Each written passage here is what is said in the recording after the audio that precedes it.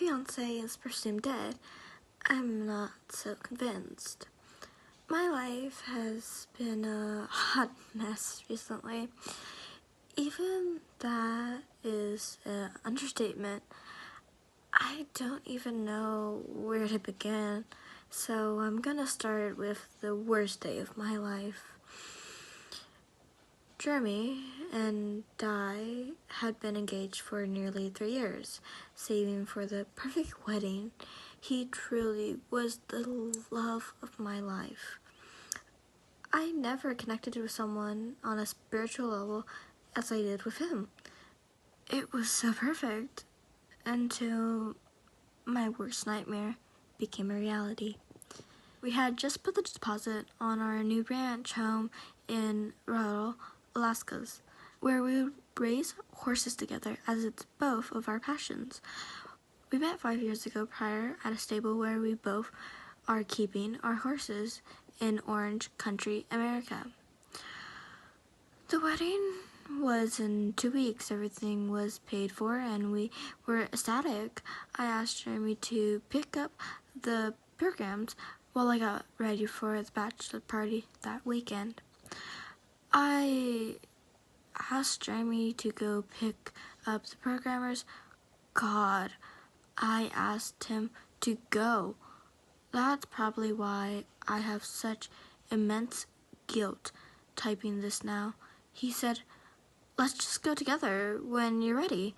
I was too excited to see the beautiful programmers I had designed, so I sent him to his death.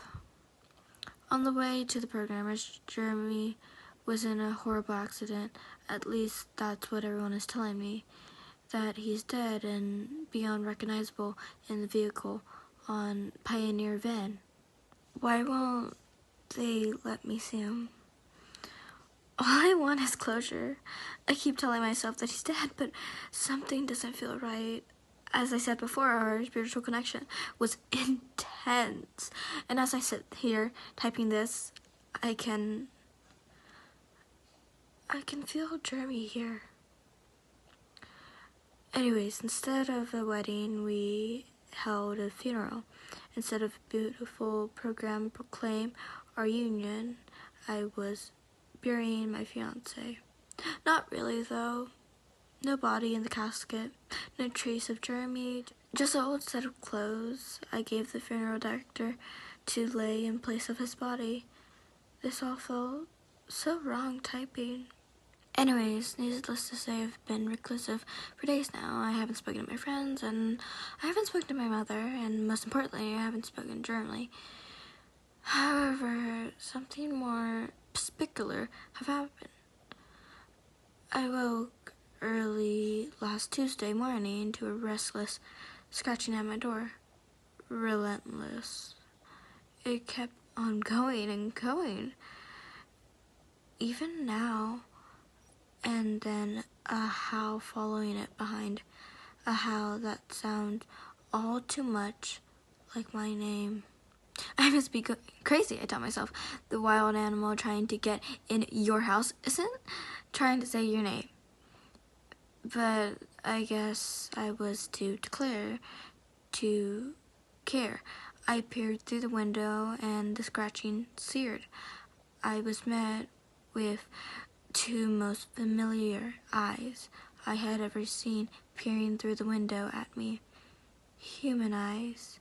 The odd thing was these eyes were connected to the body of a quite large dog I could only explain as being a mix between a pit bull and something huge. Something made me tear open the door. The large dog slammed into the house and was barking inquisitively, running to all my frames, photos of Jeremy, knocking them off the cabinet as he slammed at them. I couldn't understand this. It had to be some sort of sick joke. But what could a dog know about playing a joke? And those eyes. God, I miss Jeremy, but I'm going crazy. A week later, I'm sitting here with this dog who won't stop staring at me or climbing into Jeremy's side of the bed. And the most horrifying part is he just looks in the mirror for hours. Why does this dog have Jeremy's eyes? Alright, time for comments. That's creepy. Do you have any witches or voodoo priestesses or priests that your fiancé may have argued? Perhaps someone cursed them. I would look into contacting a medium or a voodoo priest or a witch to look into this better. Opie's response. Our lives were quiet before this. There's no one who I could think of who possibly would want to see us hurt. It's all too tragic. Jeremy was as cool as a cucumber and everyone he met adored him. Another commenter's response. That's not the main commenter. An ex, maybe a jealous friend, or either both of you? And then another main comment. Jeremy has a crazy ex who didn't want him getting married. Another main comment. Does the quote-unquote creature, end quotes, seem to understand you when you speak? Maybe ask him yes or no questions and see if he nods and reply. Nod once for yes and nod twice for no, to at least try and understand what's going on. Another main comment. 'Cause the dog is Jeremy, duh. And then this is OP's response to that one. I have been trying not to believe this to be the truth. Would that make me crazy? What would I tell people? Maybe there's still a way to find the truth, or maybe this is all coincidence and I'm truly crazy. Grief has deceived even the strongest people. This is another comment from the main comment that I just read. I don't see why you would have to tell anyone anything.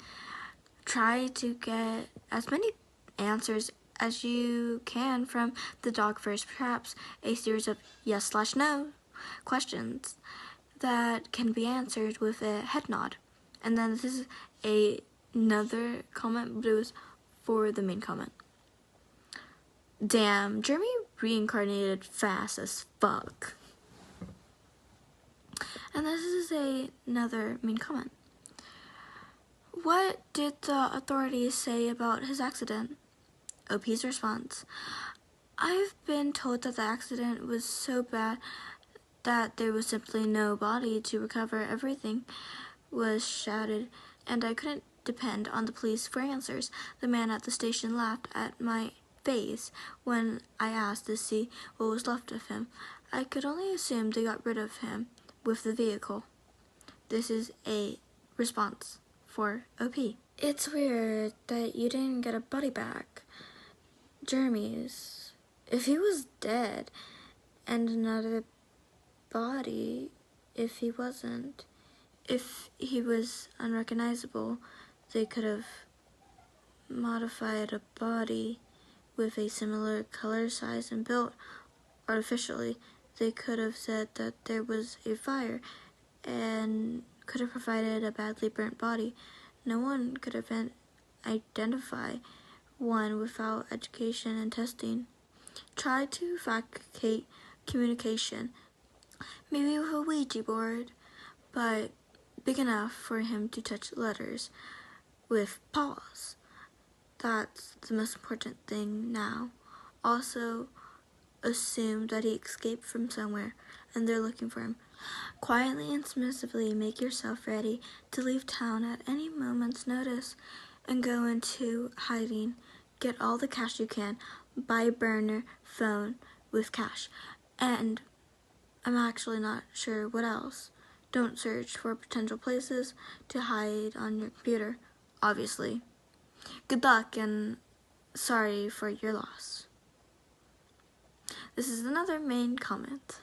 It almost sounds like your fiancé got attacked by a skinwalker or something familiar. Try talking to the oversized dog like you would your fiancé and see how intentionally he responds. If it's almost simple command, he responds that's not your fiancé. If he can do stuff that a dog would not know enough how to, it's your fiancé. This is another main comment. Get a Ouija board so you can spell out what happened. And then there was a conversation after, but it was removed not too long ago. And then this is another main comment, and this is the very last comment. I don't think that it's unavailable that it's your fiance that wanted to find you. Such a sudden tragic event that also caused the person who passed to have also a resolved feeling and unable to go to the other side. I think you should contact a medium you trust, but don't tell them anything about your situation. Let them tell you and see/hear. I'm so sorry for your loss. Sending you love, healing, and peace with a red heart emoji.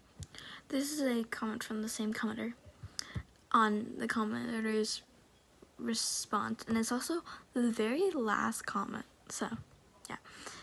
And please do not use a Ouija board. It brings more darkness than good. Contact a professional that they can factual communication between you guys. Ouija can open a portal to the other side, plus you're extremely vulnerable right now. It could be bad.